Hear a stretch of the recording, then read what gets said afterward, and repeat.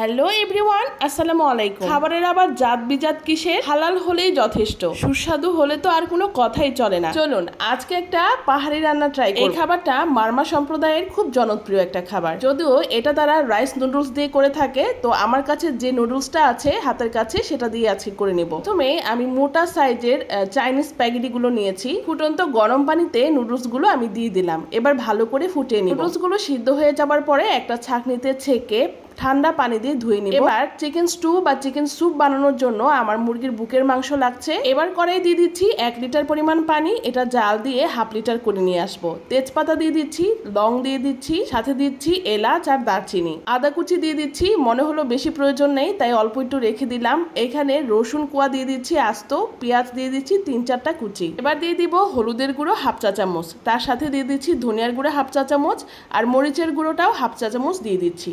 স্বাদ মতো লবণ দিব। এবার তার সাথে দিয়ে দিচ্ছি মাংসের টুকরোটা। একদম ঢেকে মিডিয়াম আঁচে রান্না করে নেব। চিকেনের স্টুটা হতে থাকুক আর আমি এখানে আলাদা বাটিতে কিছুটা তেঁতুল নিয়ে নিচ্ছি। কুসুম গরম পানি দিয়ে এটার একটা কাট বের করে নেব। এই খাবারটার অন্যতম বৈশিষ্ট্য কিন্তু এই তেঁতুলের পানি। যাই হোক, চিকেনের স্টু কিন্তু আমার এখানে একদম তৈরি। পানিটাও শুকিয়ে এসেছে, মাংসটাও সিদ্ধ হয়ে এসেছে। চিকেনটাকে আমি এখন তুলে নিচ্ছি একটা প্লেটে ঠান্ডা করার জন্য। আর চিকেনের এই স্যুপটা তো দেখতেই পাচ্ছেন কে ইয়ামি দেখাচ্ছে। এবার আমি এটা আলাদা বাটিতে ঢেলে নিচ্ছি। তেজপাতাগুলো কিন্তু আমি উঠিয়ে রেখে দিয়েছি, কারণ এটা খুবই বিরক্তিকর আসলে খাবার সময়। এবার আমি চিকেনের একটা সালাদ তৈরি করে নেব। চিকেনের মাংসগুলোকে আমি এক একটা রুয়া কিন্তু আলাদা করে নিচ্ছি 2 হাত দিয়ে। ঠান্ডা হয়ে যাওয়ার কারণে আমি কিন্তু 2 হাত দিয়ে আলাদা করে নিচ্ছি। আপনারা চাইলে এটা কাঁটা চামচ দিয়েও করতে পারেন, কোনো সমস্যা নেই। এবার সালাদে দিয়ে দিব এখানে ধনেপাতা কুচি 1 মুঠ পরিমাণ, দিয়ে দিচ্ছি কাঁচামরিচ কুচি ঝালের মতো। গোলমরিচটাকে একটু বেটে আমি এখানে দিয়ে দিচ্ছি 1/2 চা চামচের মতো। চিলি ফ্লেক্স দিয়ে দিচ্ছি 1/2 চা চামচ, সাথে একটু বিট লবণ আর সামান্য সাদা লবণ। এবার এর সাথে যোগ করে দিব পাতি লেবুর রস। লেবুর 3 ভাগের 1 ভাগ আমি রসটা দিয়ে দিচ্ছি। এই রসটা কিন্তু এই খাবারের অন্যরকম একটা লেভেল দাঁড় করাবে। এবার সালাদটাকে ভালো করে মাখিয়ে নিচ্ছি। ব্যাস তৈরি হয়ে গেল আমার চিকেন সালাদটা। এখনই কিন্তু মেইন কাজটা শুরু হবে।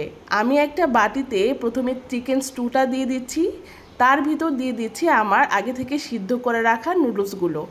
যে পরিমাণ আপনি খেতে চান ঠিক সেই পরিমাণে আমি এখানে বেশ কিছুটা নুডলস দেওয়ার পরে তার উপর দিয়ে দিচ্ছি আমার চিকেন সালাদটা। এবার এর সাথে আরেকটু স্পাইসি করার জন্য দিয়ে দিচ্ছি চিলি ফ্লেক্স। একটু ফ্রেশ ধনেপাতার গন্ধ পাওয়ার জন্য ধনেপাতা কুচি দিয়ে দিচ্ছি আর কিছুটা গোলমরিচ। সাথে এবার কাঁটা চামচ আর একটা বড় স্যুপ চামচ নিয়ে নিচ্ছি। ব্যাস তৈরি হয়ে গেল আমার মারমার পাহাড়ি খাবার। যারা ঝাল পছন্দ করেন, এটা যে কি লেভেলের ঝাল সেটা আমার খাওয়া দেখে অবশ্য বুঝতে পারবেন।